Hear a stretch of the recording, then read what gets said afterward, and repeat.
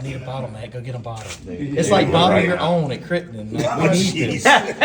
Don't start rumors. Hey, I'll pay $140 a bottle, man, if you'll just do bottle your own. Two more.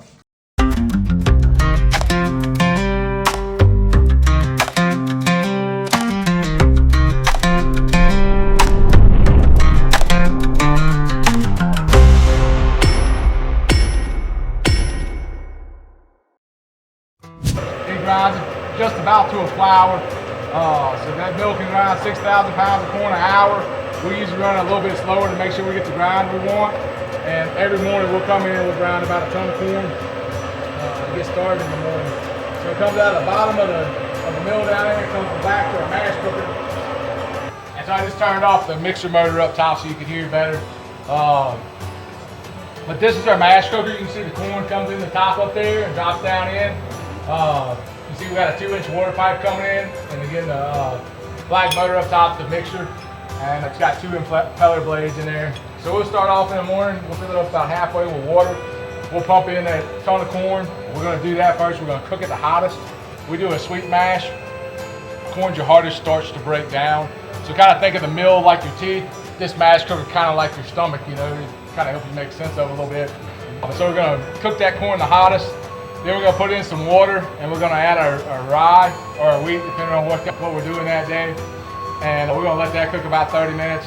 Then we're gonna add some more water, and then we're gonna put in our barley. Of course, your rye or wheat's your flavoring grain. Your barley has your enzymes that turn your starches to sugars. And so we're gonna let that barley go about 30 minutes. Then we're gonna crash cool it, and we're gonna pitch our yeast. We do 11% barley or so here.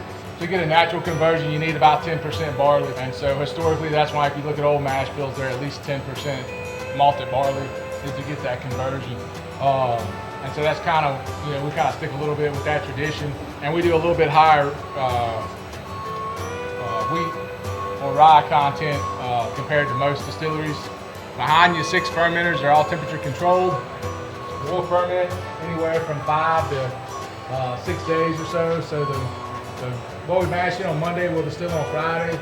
But the Tuesday mash, and for the rest of the week, that'll be the following week. So the Tuesday mash will actually be distilled the following Monday. So we use this pump here on the floor to pump everything around. Those spinners are full with cooling coils that are on the inside. And the tan unit over here is how we keep the temperature on those. So the hotter the temperature in the fermenter, the faster your fermentation, the colder the temperature, the slower your fermentation. So if you look at like some beers and wines, they'll be around like 60 degrees. We don't go that cold here. Usually whiskeys are in your 80 to 90 degree range because we're trying to get it fermented. And whiskey, generally, most whiskey distilleries use open top fermenters. Historically, it would have been Cypress tanks, right? Because that was what was available. But stainless steel is now what we use most of the time. We steam ours out every day, so that's what you see the red hose going in that one fermenter. So we'll steam it to kill all the bacteria, and so we're not having to use chemicals to do that process. So how does this column work? This technology started in the UK around the 1850s to pay the tax man less, right? The tax man always wants too much in the money. So it was actually one of the tax men in the UK that came up with this system of a column still. And so what's happening is the steam drives, and there's perforated plates below these windows with small holes, and it kind of looks like an old colander with a round hole in it. It's about 3/8 diameter holes or so. And so the steam's going through the center holes, and then there's downcomers. And so the downcomer over here is just a pipe, and it'll let it drop back down. And then it has to go across that plate, and there'll be a downcomer on this side. And so it just zigzags its way down as the steam's going through it.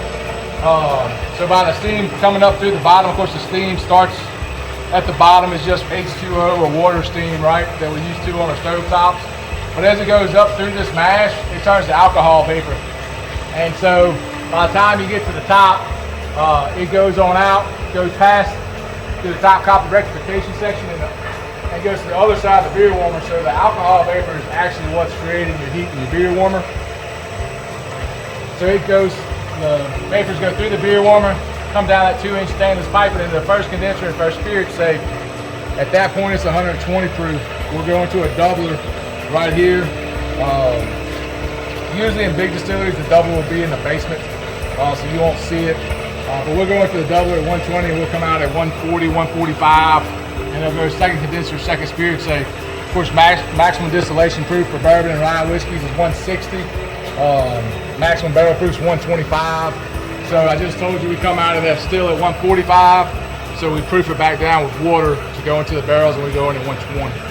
This is a bourbon still. This is how bourbon's made in the U.S. for the most part. The only major that uses pot stills is Woodford. At what point are you separating your heads and tails? So the tails are falling out and going out the bottom. This pump over here out this red hose with the grains to the farmers. Okay. That's how the tails get separated in this system. And then when it goes into the doubler, you're going to separate the tails again over here, and it's going to just stay in the doubler and not come out. So then, okay, that all makes sense, Matt. Mm-hmm. Where you separate your heads because it's a continuous column and you're continuously feeding it. So what's going on? Well, the way you separate heads with a continuous column is to run your condenser warm, and you never condense those, your acetones and all that stuff that come off with your heads.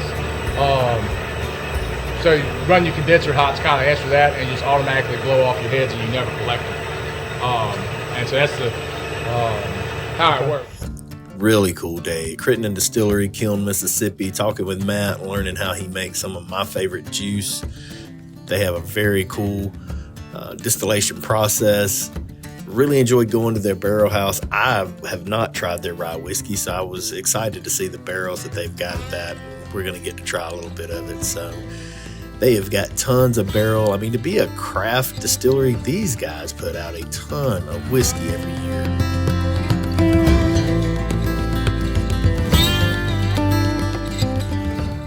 So first up, we didn't know it. Matt put us on some of his hotter whiskey to start out. So the very first barrel we tried, we it was good, but it was first sip of the day. It was warmer than it needed to be. So he was really warming our palates up for what was to come. We didn't know. That's the color. That's right there. Much darker. Here, Ivan gets to go up and drill one of the barrels that could be the Mississippi Heat.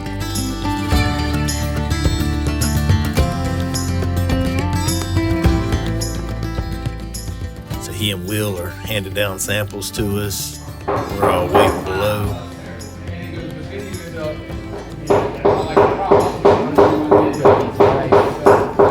They're just getting better. This is all young juice too, guys. 4 to 6 years in Mississippi Heat. And obviously the second one I had, I liked a lot better than the first. This one has a really good note on it. Totally different flavor profile than what we just had. Yeah. 100% well, there again, wheat, right? Yeah. But I don't pick up on that grassy, earthy wheat that I don't like. Like, that's delicious. So we're about to try one of the cognac barrels for Maldonado's whiskey business. They're doing a pick for Blue Bolt, 249. We've just tried 4 bangers. I'd say 3 bangers. The first one was good, but the last 3 were delicious. I'm not sure which one he's going to try, but we're gonna try this cognac right here. Cognac was something very special. Not something that we ended up picking on this day. Ivan decided to go with the 6.5-year wheater that we really liked. You gotta get deep, right? A lot of focus. There we go. Oh, he got deep. That's right. Oh, yeah. Did you get it? Oh yeah, You there? he's out. Hey, 1 for 2. Something tells me That that's thing not your came right first out. time with Didn't the break. hole. Didn't break. 1 for 2. I don't know if y'all know Amanda from Bourbon and Bikinis, but she came Yeah. here and did a pick, and I got in a fight with Honey Amburana bum. You lost? She's pretty awesome, man. She's great. Yeah, she's great. Her and Rob are good people. All right, cups. Going up the ladder there, Ivan. Can't do it. Won't do it. Hey, it's called whiskey business, not climbing business. Not gonna do it. Not gonna do it. Not gonna do it. If you're anything like me, brother, I do not deal with heights very well. I don't, but I don't mind holding you by 1,000 points the, away. I don't mind holding you by the gluteus maximus. I appreciate that. Yeah. So there you have it, guys. Crittenden Distillery, Kiln, Mississippi. Blue Bolt, this was 249, so that's age for the year of the Marine. This year the Marines turned 249 years old. Blue Bolts, owned by Will Maley. Delicious. Delicious. I don't know what he's going to pick. He can't go wrong. You guys are going to get some good bottles. This was a phenomenal day, very fun, and we picked a banger. So I'm excited to get mine. It should be in any time now. Thank you guys for tuning in.